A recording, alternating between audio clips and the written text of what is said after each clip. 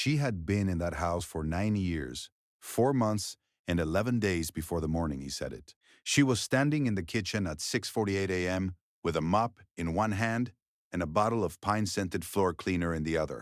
And the floor she had just finished was so clean, the overhead light bounced off it in a long white stripe toward the window. She had been awake since 4:15. She had already ironed 4 shirts, laid out breakfast, and sorted the documents his secretary had couriered over the previous evening into 2 color-coded folders the way he preferred, blue for external correspondence, yellow for internal, because she had noticed, without being told, that he processed them faster when they were separated. She had not been asked to do any of that. She had simply done it the way she did everything in that house, thoroughly, early, and without announcement. His name was Dexter Okafor-Mensah. He was 51 years old, the founder and majority shareholder of Okafor-Mensah Logistics, which moved freight across 14 West African countries from a regional headquarters in East Legon, Accra. It had a home office on the second floor of the Cantonment's district house, a standing desk, and a temper that arrived fastest when he was running behind schedule. It came downstairs that morning at 6:51, 3 minutes late for his own calendar. In a suit jacket he was still pulling over his shoulder, and he looked at the kitchen, and he looked at the map, and he said something into the phone he was pressing to his ear that she could not fully hear. And then he ended the call and looked at her directly for the first time that morning. He sighed, "Adaise, the yellow folder. I needed it on the desk last night." She said, "It's been on the desk since 9:30 p.m., sir. The blue one is beside it." He said, "Don't correct me." She did not drop her eyes. She kept them where they were, level, unhurried, the way her grandmother had taught her to look at a room before she cleaned it. See the whole thing. Let the whole thing see you, then decide what needs doing. Dexter Okafor-Mensah did not like that. He had never liked it. Sighed, and she would remember it later with the specific clarity that the body applies to things it decides to keep. He said, "You're just a maid. Do your work and stop acting like you run something." He picked up his briefcase from the chair by the door. He left. She stood in the kitchen for a moment, with the mop still in her hand. The floor cleaner smelled of pine. The long, white stripe of reflected light was still on the floor.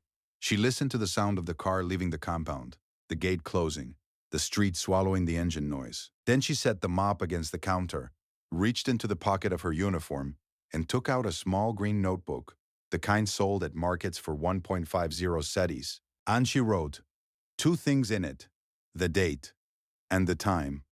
She had been doing that for 4 years, writing down the date and the time of certain things. Not all things, only the things that mattered. Her name was Ades Chidinma Nwosu. She was 33 years old and 58 kilograms, and she had been 58 kilograms for the past 2.5 years because she no longer skipped meals the way she had in the first 6 months in this house, when she had been sending more than half her salary to her mother in Enugu and eating twice a day from the staff portions, and telling herself that was enough.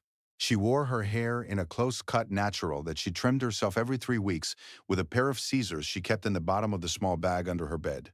Her uniform was the pale green domestic staff shirt that Dexter's household manager, Mrs. Blessing Asante, had issued to her on her first day. And Adais washed it by hand every Sunday evening and hung it on the inside rail of her wardrobe because the outdoor air in cantonments left a smell that took 3 washes to remove.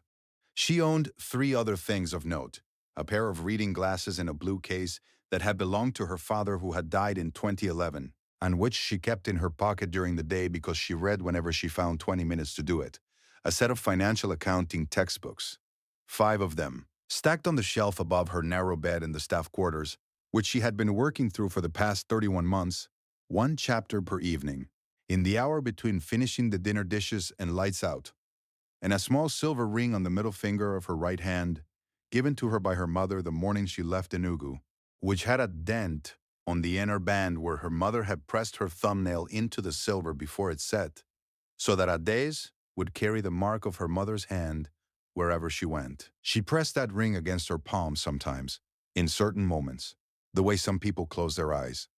She had come to Accra 9 years ago with a secondary school certificate, a letter of recommendation from the family she had worked for in Enugu for 3 years. and 4,290,000 in a zip pocket inside her bra. She had not come because the work called to her. She had come because her mother had a condition in the left kidney that the doctor in Enugu had described in March of that year as requiring medication that cost 7,800 naira a month minimum, and that was the only calculation that mattered at the time. But she had also come with something the letter of recommendation did not mention and that no employer had ever asked her about, a mind that worked numbers the way other people worked words, naturally, without effort. She could hold a column of figures in her head the way a person holds a melody, not by trying but by having heard it once. In Enugu, at the family she worked for before, she had once corrected a contractor's invoice by 18,490 without a calculator, looking at it over the shoulder of the family's accountant, who had nearly signed off on the error. The accountant had stared at her for a long time. He had not said anything. She had gone back to the kitchen. In Dexter Okafor Mensah's house, she had noticed things. She noticed that the household accounts Mrs. Asante filed each month were consistently overstating the grocery spend by between 800 and 2,200 cedis, depending on the month. She noticed that the staff vehicle maintenance costs, charged at a flat rate by a garage on the Tema motorway, were being invoiced for services that corresponded to no actual work orders she could find. She noticed that the standing order for the office cleaning company listed in the household accounts had been paying for a contract that the cleaning company itself had terminated 14 months earlier, and that the payments had continued regardless into an account number that was not the cleaning company's registered account. She had written all of this in the green notebook, not to use, not yet. She had written it the way her father had kept a record of the pawpaw trees in his yard, not because he planned to sell them, but because the counting was its own form of care. She had written it because she understood, in the quiet, certain way that she understood most things, that the truth of a place is in its numbers. And the numbers in this house had been trying to tell her something for years. The morning Dexter said what he said, she was 3 chapters from the end of the 5th accounting textbook. She had not told anyone this, not Mistress Asante, who was a cautious woman and would not have known what to do with the information. Not the other staff, who kept to themselves with the self-protective instinct of people who knew that closeness was a liability in houses like this one. The only person who knew was an older woman named Constance Owusu, who sold waki from a covered stall on the corner of a small lane 2 streets from the cantonment's compound, and who had become, over the course of 6 years of small daily interactions, the walk to the market. The mornings Ades had 20 minutes before the house woke. Something that could not be called a friendship exactly, but was the closest thing to one that the life Ades was living had allowed for. Constance was 61 years old and had been on that corner for 22 years. She had watched 3 different families move in and out of the cantonment's house. She had watched domestic staff come and go. She knew things about the street that the street's own residents didn't know, because no one looks at a food stall the way they look at a person. And so people say things near a food stall that they would never say near a person. It was Constance who, 4 months before the morning Dexter said what he said, had placed a folded newspaper page in front of Adais with a cup of ginger tea and said nothing. Only tapped the page once with one finger and looked away. The page was from the business section. It carried a short item about a Ghanaian Business Association's professional certification program for financial accounting, offered at no cost to candidates who could pass an entrance assessment. Applications were open for another 9 days. Adaise had read it twice. She had pressed the ring against her palm. She had folded the page and put it in her pocket and walked back to the house. She had submitted the application that evening from the phone in her room, using the mobile data she paid for herself. The assessment had been held at a center in Osu. On a Saturday, she had requested leave for by telling Mrs. Asante she had a family obligation, which was true in the way that obligations to the self are also obligations to the family that made the self. She had passed the assessment with the second highest score of 41 candidates. She had told no one, "If you can feel where this story is going, stay with me, because what happens in the next few months is something Dexter Okafor Mensah never once considered." The program ran for 11 months.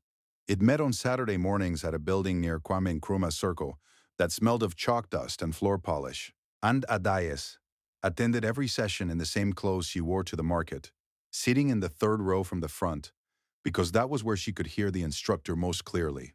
And she did not miss a single class in 44 weeks. On the Saturday mornings, she had to travel across Accra on 2 buses.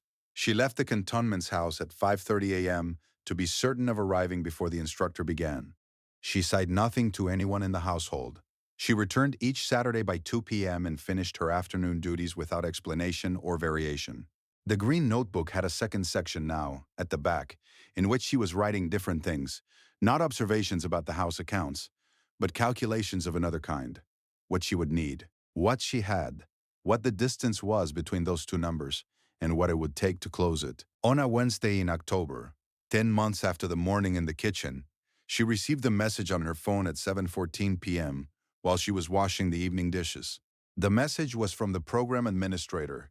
It said she had qualified with distinction and that her certificate would be available for collection the following Saturday. She read the message once. She set the phone on the counter beside the sink. She finished the dishes. She dried her hands on the kitchen cloth, folded it along the edge of the counter the way her grandmother had shown her, folded twice, never leave it flat, and went to her room. She sat on the edge of the bed and took the green notebook from the small drawer in the bedside table. She opened it to the back section, to the last page of calculations. She looked at the 2 columns, what she had, what she needed. They were not equal, but the distance between them was now something she could see across.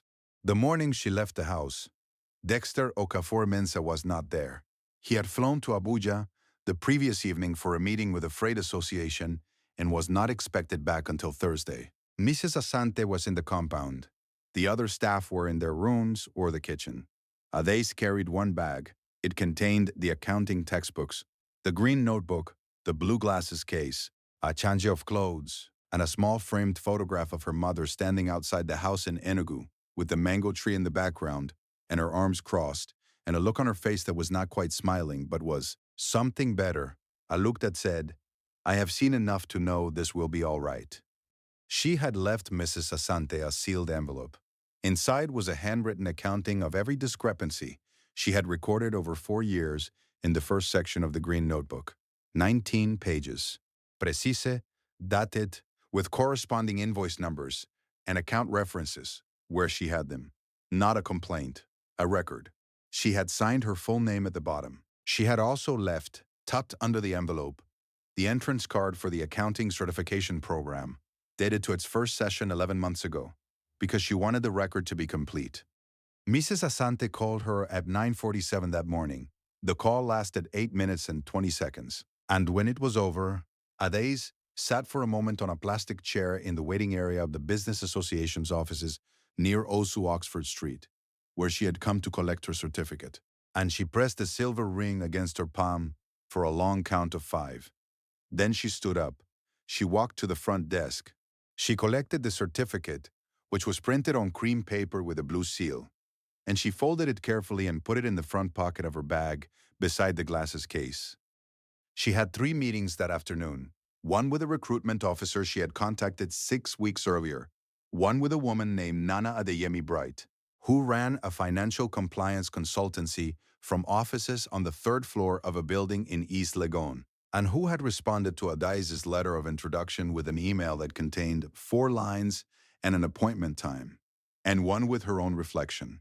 In the bathroom of a small hotel near the consultancy offices, where she stood for 1 full minute looking at the face in the mirror, the reading glasses folded in her breast pocket, the certificate in her bag, the ring on her right hand, before she went back out. Nana Adeyemi Bright was 54 years old, with a voice like a sentence that had already decided where it was going, and did not need suggestions. She had built her consultancy over 17 years from a one-room office in Tema to a firm with 11 staff and contracts with 4 of the largest freight and logistics companies operating across West Africa. She interviewed Ades for 39 minutes. She asked 6 questions.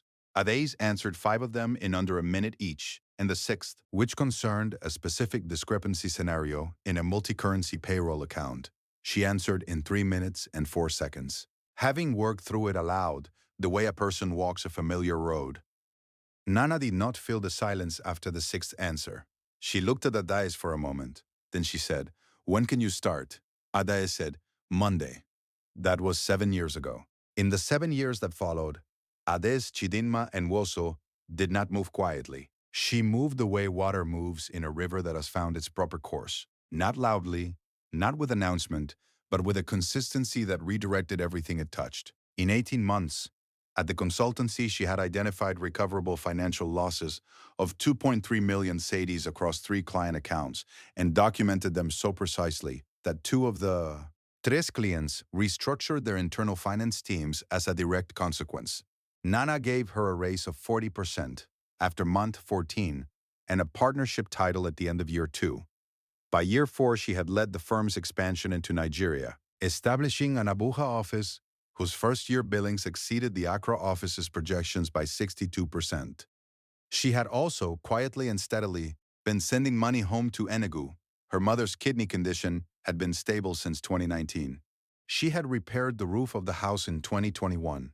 She had paid for her younger sister's polytechnic fees in full.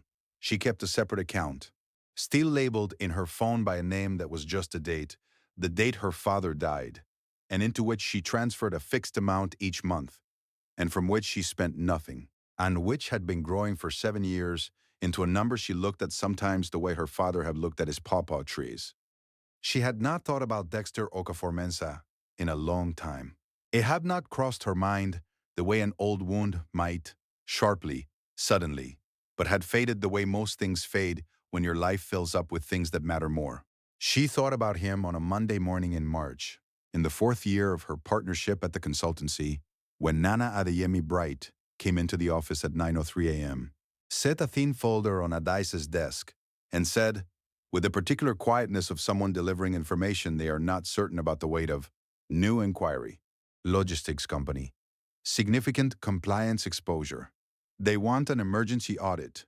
I thought you should be the one to decide if we take it. Adaise opened the folder.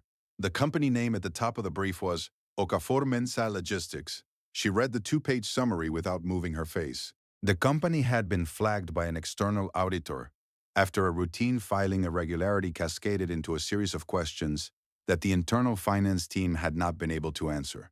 The audit trail led, the brief noted, to a pattern of irregular payments stretching back approximately 6 to 8 years, traced partly through household and administrative accounts that had been handled through the company's operational arm rather than properly separated. She closed the folder. She pressed a ring against her palm. She said, "We take it." She arrived at the Okafor-Mensah Logistics headquarters in East Legon at 10:14 a.m. on a Thursday 3 weeks after that morning. She was wearing a dark navy suit she had bought from a tailor near Makola Market, made from fabric she had chosen herself, and carrying a briefcase that contained her laptop, the firm's engagement letter, and a printed copy of the 19-page record she had left for Mrs. Asante 11 years ago, which she had kept all this time in the same folder as her accounting certificate. She brought it not as a weapon. She brought it because it was accurate, and accuracy was the only tool she had ever used. The meeting was on the 5th floor. The conference room had floor-to-ceiling windows looking toward the Accra skyline and a long table with 8 chairs around it. A board member she had not met before was already seated when she entered. 2 finance officers, a company lawyer, and at the head of the table, in a chair that had been positioned at a slight angle to the room, slightly withdrawn, she noticed as a person sits when they are not certain they are in the right place. Dexter Okafor-Mensah. He was 61 years old now. His hair had whitened at the temples. He wore a suit she recognized from a brand she had seen him collect from the dry cleaner 11 years ago, and the suit fit him the way suits fit men who have lost weight without intending to. His hands, which were on the table, were still. He did not look at her when she entered. He was looking at the window. The board member introduced the room. When she introduced Adaise, she used the full title, Senior Partner at the Yemi Bright Financial Compliance Consultancy. She signed the firm's name and Adaise's name, and then she said, "She'll be leading the audit." Dexter turned from the window. He looked at her for 3 seconds without speaking. His hands on the table moved together slowly, the way hands move when the body is trying to remember something the brain hasn't caught up with yet. Adaise set her briefcase down. She opened it. She placed the engagement letter on the table. Then she placed the 19-page record beside it. She looked at Dexter Okafor-Mensah directly, the way her grandmother had taught her. See the whole thing. Let the whole thing see you, then decide what needs doing. And she said, with the calm of someone who has been standing still in one place long enough to know exactly where she is. Let's begin. She did not explain the 19 pages. She did not need to. Two of the people in the room read the first 3 pages during the brief recess that followed, and the silence in the room afterward had a quality that did not require interpretation. The audit took 11 weeks. What it found was what the 19 pages had been pointing toward for 11 years. Inflated supplier payments, duplicate billing, and the steady accumulation of small-scale diversions that never look like much on any single line, but become something else entirely when you lay all the lines down at once. The total figure, when Adays finalized the report on a Tuesday afternoon in June, was 4.7 million cities over 8 years. Not a single number of it had come from any account that could not be traced. The company did not collapse. Adays had not come to watch it collapse. She had come to document the truth with precision and to present it to the board as a structure they could build from if they chose to build, rather than as a verdict they had to accept. The board accepted it. 2 individuals left the company. A compliance function was established with proper separation from operations. The board asked Adeyemi Bright to oversee the implementation of the new internal controls for a period of 18 months. On the last day of that engagement, Adays was standing in the lobby of the East Legon building, waiting for her driver, when she heard her name behind her. She turned. Dexter Okafor Mensah was standing at the edge of the lobby near the lift. He was not in a suit today. It was in a pale blue shirt and dark trousers, and he looked smaller than he had at the conference table. In the way that people look smaller when the rooms they have built around themselves are no longer doing the work. It had come down from his office, and he was standing at the edge of the lobby, and he had said her name once, quietly. The way you say the name of something you are not sure still belongs to you. She looked at him. She waited. He said, I know what you did. He was not talking about the audit. He was talking about something else, and they both understood that. She said, I know. He sighed, I didn't see you. She looked at him for a long moment. Outside, the Accra afternoon light was doing what it does in June, coming down at an angle that turned the dust on the windows into a fine gold film, each particle visible and still. She picked up her bag from the lobby chair. She said, You see me now. Then she walked out. The driver was waiting at 4:47 p.m. She got in. She set her briefcase on the seat beside her and looked out the window as the car pulled out onto the East Legon Road and joined the Accra afternoon. She took out the green notebook from the front pocket of her bag and opened it to the last page of the calculations in the back section. The 2 columns she had been updating, quietly, for a decade. What she had, what she needed. She looked at both columns for a moment. Then she closed the notebook and put it back in her bag. The 2 columns were equal now. They had been equal for some time. She had been keeping the record out of something she couldn't fully name. Not habit, not sentiment, but something more like continuity. The need to know that the counting had been honest from the beginning. Outside the window, Accra was going about its evening. Market women stacking cloth on the roadside tables. Men on motorcycles threading between the stopped traffic. A child selling plantain chips from a flat basket, moving between the cars with the particular unhurried authority of someone who knows the business better than any of the adults watching. The city had been counting things since before anyone in it was born, and it would keep counting long after. What Dexter Okafor Mensah had said that morning in the kitchen was not the beginning of Aday's story, and she had always known that. It was only a morning, only a voice deciding without enough information what something was worth. There will always be voices that decide before they have looked closely enough. That is not a tragedy, that is a condition. The question has never been whether the voice speaks. The question is whether you let it be the last thing said. Some people mistake a mop for a ceiling. They look at the work in someone's hands and decide it is the whole of the person. They do not ask what else those hands know how to do. They do not ask what the eyes are doing while the hands are working. They do not ask about the notebook in the pocket or the calculations in the back section or the textbooks on the shelf above the narrow bed. You cannot look at a person once and know what they're carrying. You cannot hand someone a uniform and think you have told them who they are. The ones who know their own name, who have pressed a ring into their palm every morning for 10 years and carried that mark the way their mother carried them. Those are the ones the room eventually answers to. It may take 9 years, 4 months and 11 days. It may take longer. But the floor she finished at 6:48 in the morning, the one that caught the light in a long white stripe toward the window, that floor was finished correctly. And everything that came after was built on the same principle. Do the work right, keep the record clean, and trust that accuracy, given enough time, always arrives exactly where it needs to be. What would you have done with the 19 pages? Would you have handed them over on the day you found the first discrepancy? Or would you have kept counting, kept your counsel, and trusted the time? Leave your answer in the comments. You really want to read it. Subscribe for more stories about hidden strength, quiet power, and the people the world overlooks until they change everything. I'll see you in the next one.